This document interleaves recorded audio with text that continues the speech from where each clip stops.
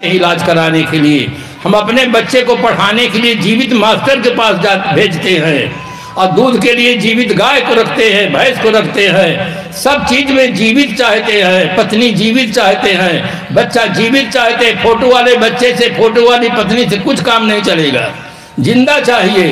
केवल पूजा के लिए जिंदा नहीं चाहिए। ये आदमी कितना भ्रम में पड़ा हुआ है। इसलिए जीवन में सद्गुरु की बहुत बड़ी आवश्यकता है, जिससे हमें बोध प्राप्त हो, एक अच्छा जीवन जीने का सौभाग्य प्राप्त। बोध के बिना कोई भी आदमी की मानसिक स्थिति अच्छी नहीं हो सकती है, और मानसिक स्थिति जब तक अच्छी नहीं होगी, कोई भी आदमी अच्छा जीवन नहीं जी सकता है।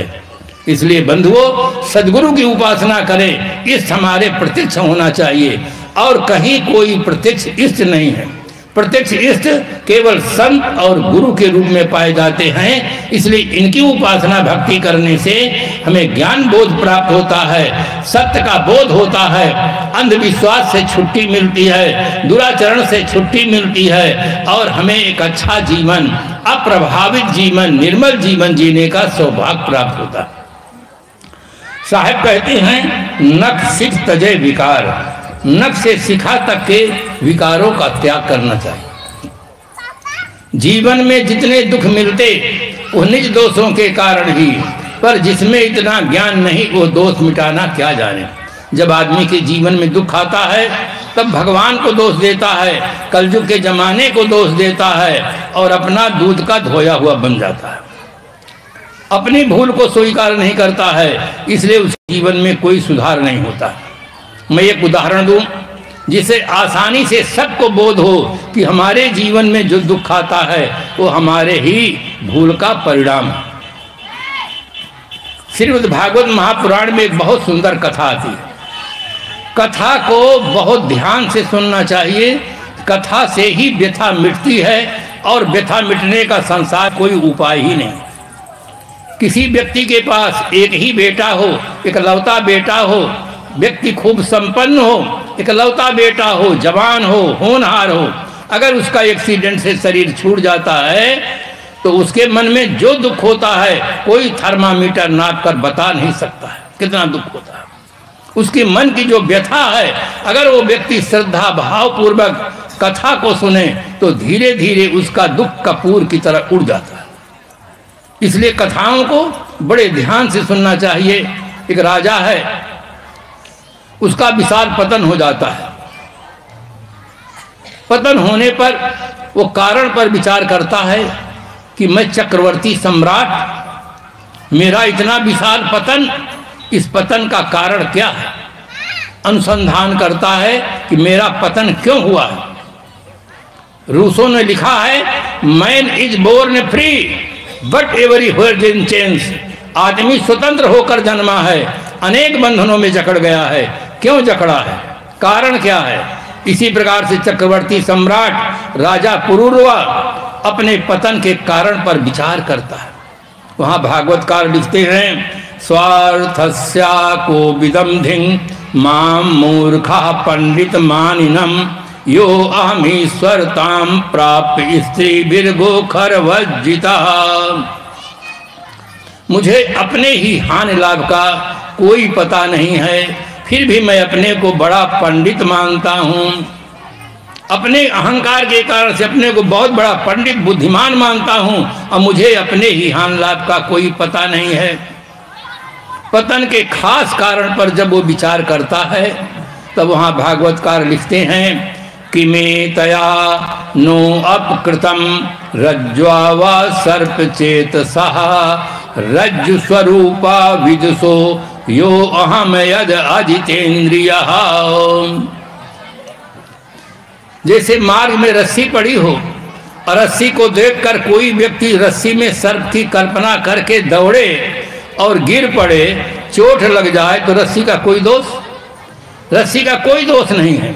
जिस व्यक्ति ने रस्सी में सर्प की कल्पना की, दौड़ा, गिर पड़ा, चोट लग गई, सारा दोष व्यक्ति का है, रस्सी का कोई दोष नहीं है। इसी प्रकार से इन उर्वशियों का कोई दोष नहीं है, दोष मेरा है। यो यद अजितेन्द्रिय, जो मुझ में अजितेंद्रीय दोष है, इस दोष के कारण से मेरा विशाल पतन हुआ है।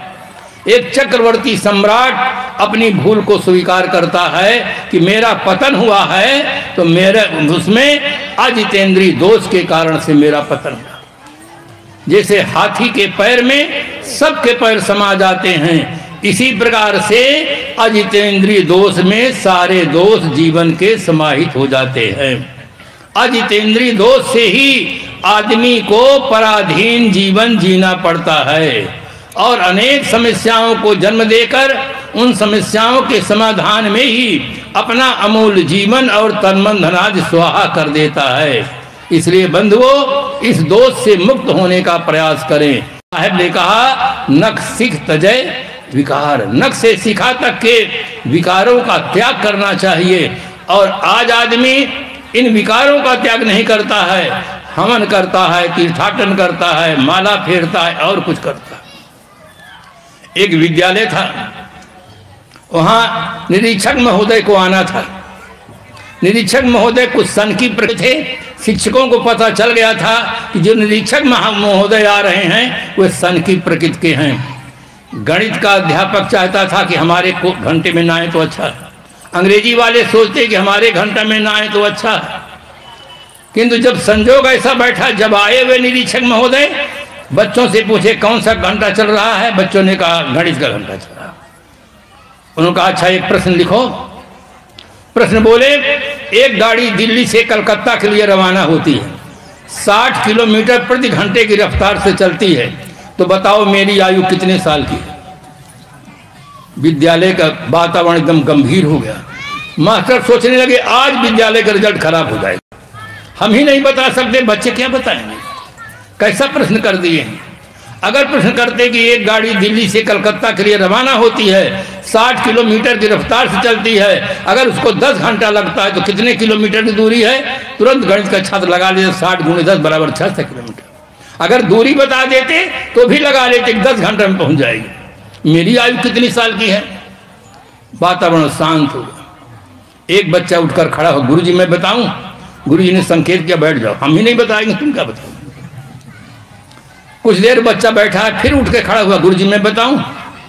गुरुजी फिर इशारा की चुप रहो। तीसरी बार जब खड़ा हुआ तो गुरुजी ने सोचने लगे कि इसके मन में क्या हो गया, कोई बच्चा नहीं बोलता है, यही कहता मैं बताऊं। गुरुजी ने कहा खड़े हो बताओ। कहा निरीक्षक महोदय की आयु 40 साल की है। निरीक्षक महोदय भी एकदम आश्चर्य में डूब गए कि मेरी आयु कैसे लगा लिया। निरीक्षक महोदय ने कहा तुम्हारा उत्तर सही है, पर फार्मूला बताओ, तुम किस नियम से उत्तर निकाले वो नियम बताओ अपना। उत्तर तुम्हारा सही है। कहा मेरा नियम भी सही है। मेरा भाई है, वो 20 साल का है, आधा पागल है, क्योंकि आप पूरे पागल, इसलिए 20 × 2 बराबर 40 साल। प्रश्न कुछ और है, उत्तर कुछ और है। प्रश्न आदमी के सामने केवल एक प्रश्न है कि दुख से हम कैसे छुटकारा मिले।